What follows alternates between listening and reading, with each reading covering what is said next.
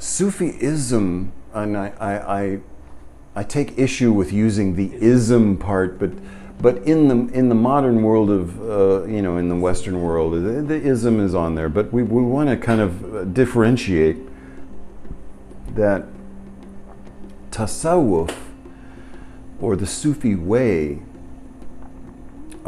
is unique from an ism being a philosophy that we adhere to in order to, there's a method and a structure that we can follow in order to come to a definite end. So we follow this. So that's why I shy away from using the word ism. The Sufi way, or tasawwuf, is a science, a method that leads to self-discovery. And because it's personal and private to each person, that method is going to vary and slightly be different for each person, because Allah is unique.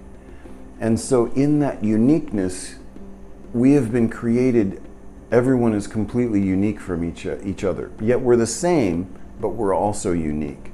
So the path of Sufi, the Sufi path, is the dynamic expression of trying to come to understand the answer and answer the questions of spirituality. And knowing that there is not a concrete, inflexible way to get to this because of the uniqueness of every single human being, then one must be on a path of self-discovery to discover what these truths are to our own unique understanding of life itself.